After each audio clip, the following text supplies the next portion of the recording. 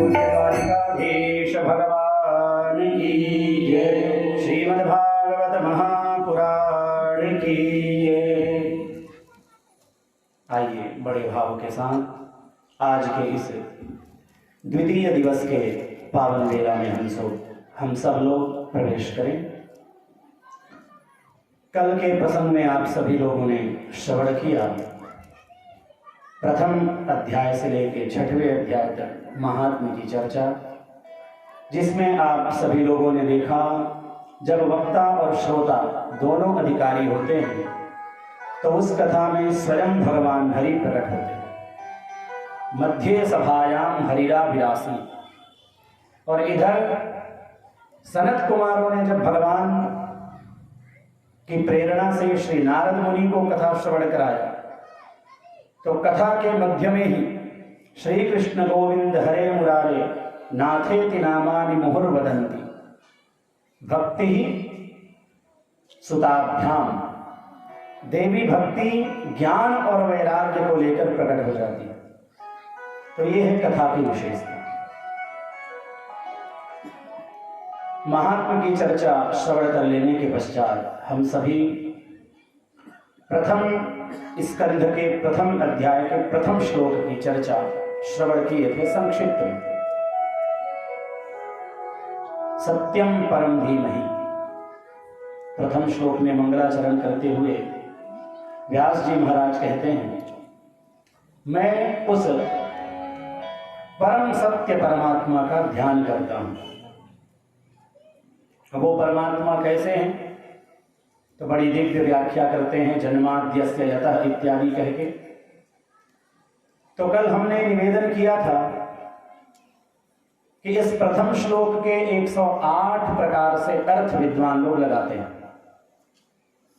तो आइए हम और आप भगवान श्री कृष्ण पर इस श्लोक का अर्थ लगाते हैं। कैसे भगवान श्री कृष्ण के ऊपर यह श्लोक घटित होगा।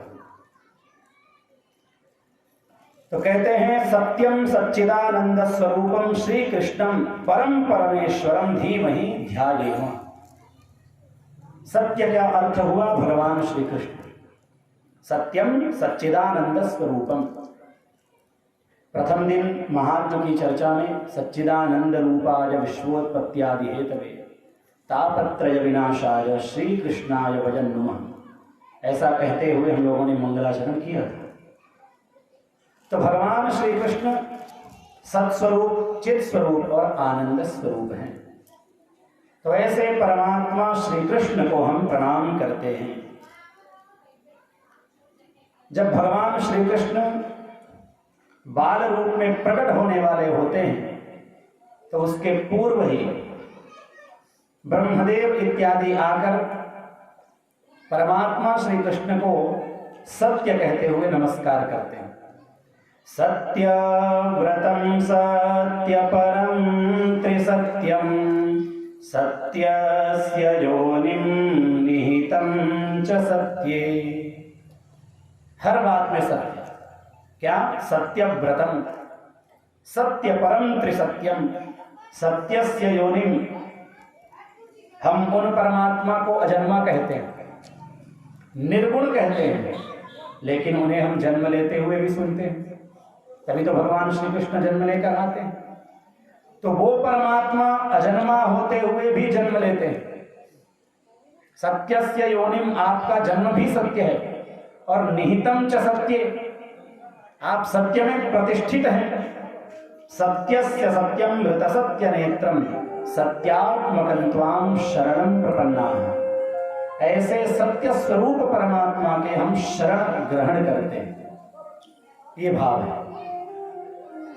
तो सत्य अर्थात भगवान श्री कृष्ण। और आगे कहते हैं, जन्माद्यस्य यतः, जिन परमात्मा से इस समस्त प्रपंच उत्पत्ति, स्थिति और प्रलय को प्राप्त होती है। आद्यस्य जन्मादि विकार रहितस्यापि यतः यत्र वासुदेव गृहे जन्म। कहते हैं जो भगवान अजन्मा है, आदि अंत से परे हैं, वे परमात्मा भक्तों को आनंद प्रदान करते हैं और जन्म लेकर बालक रूप में क्रीड़ा करते हुए दिखाई देते हैं। वसुदेव पत्न्याम देवक्याम, भगवान श्री कृष्ण ने वसुदेव की पत्नी के गर्भ से जन्म लिया। अन्वयादितरतः, इसका अर्थ करते हैं अनुपश्चात अयात अगच्छता, अर्थात जो जन्म लेते ही भाग लिए। जन्म कहीं पर लेते हैं और क्रीड़ा कहीं पर करते हैं। इतरतः अर्थात इतरः गोकुले, जन्म लिया मामा के बंदी गृह मथुरा में और जन्म लेते ही तुरंत भागकर पहुंच गए गोकुल धाम में। अर्थेष्वभिज्ञः, अर्थेषु कंस वचनादि प्रयोजनेषु अभिज्ञः निपुणः, जो हमारे कन्हैया इतने कुशल हैं कि मामा कंस के बंदी गृह में जन्म लेकर गोकुल भाग आए, पर मामा कंस को भनक भी नहीं लगने दी। रातों रात ये घटना हो गई, किसी को कुछ कानों कान खबर तक नहीं हुआ, पता भी नहीं चलने दिया। ऐसे परम निपुण परम कुशल हैं हमारे भगवान। आगे कहते हैं स्वराट। स्वराट शब्द का अर्थ कल हमने किया था। स्वेषु गोपेषु राजते शोभते इति स्वराट, कहते हैं गोकुल में आकर अपने श्री दामा मधुमंगल आदि ग्वाल बालों के बीच में जो परमात्मा सुशोभित होते हैं वे हैं स्वराट। और एक अर्थ और लगाते हैं स्वराट का। संगीत में 7 मुख्य स्वर होते हैं, सारे गामा पधा नी और सा मिलाकर 8। तो ये जो सारे गामा पधा नी सप्त स्वर है, भगवान क्या धारण करते हैं? वंशी। तो कहते हैं सप्त स्वरेण उपलक्षिता वंशी तया वंश्या सह राजते इति स्वराट। 7 स्वरों से युक्त वह वंशी के साथ जो विराजते हैं, ऐसे भगवान स्वराट। फिर आगे कहते हैं तेने ब्रह्म हृदय आदि कवये मुह्यन्ति यत् सूरजः। वस्तुतः कल हम लोगों ने अर्थ श्रवण कर लिया था, परंतु आज भगवान श्री कृष्ण के परक अर्थ श्रवण कर रहे हैं। कल सत्य परक अर्थ श्रवण किया था। इसी तरह कभी और अवसर मिला तो भगवान श्री राम के परक भी अर्थ श्रवण करेंगे। आदि कवये ब्रह्मणे ब्रह्मांडम विस्मापयतुम, जिन्होंने ब्रह्मदेव को भी आश्चर्यचकित कर दिया, और जिन परमात्मा ने ब्रह्मदेव के हृदय में वेद के ज्ञान का विस्तार किया। सबसे पहले श्री आदि नारायण ने चतुश्लोकी भागवत ब्रह्मदेव को श्रवण कराया। ऐसे भगवान। और मुह्यन्ति यत् सूरयः, बड़े बड़े विद्वान, बड़े बड़े ऋषि मुनि महात्मा अमलात्मा भी जिनकी माया से मोहित हो जाते हैं। तेजो वारि मृदाई यथा विनिमयो, कल हमने निवेदन किया था, गर्मी के दिनों में बहुत तेज भगवान श्री सूर्य देव की किरण जब किसी पक्की सड़क में पड़ती है तो दूर से मानो ऐसा दिखाई देती है कि जैसे वहां जल भरा। तेज और मृदा में वारी का प्रभाव, प्रकाश और मिट्टी में जल का भाव, यह है तेजो वारी मृदान। तेज यानी प्रकाश, वारी यानी जल, मृदा यानी मिट्टी। तेज और मिट्टी का जब संयोग होता है तो वहां जल के समान दिखाई पड़ता है। तो कहते हैं कन्हैया जब वंशी की तान छोड़ते हैं तो उनकी मधुर तान जिनके कान में पड़े वह समस्त भान भूल जाता है। जो पाषाण है वो द्रवीभूत हो जाते हैं, और जो द्रवीभूत होकर कलकल निनाद करती हुई यमुना जो बहती रहती है वो पाषाण होकर शांत हो जाती है।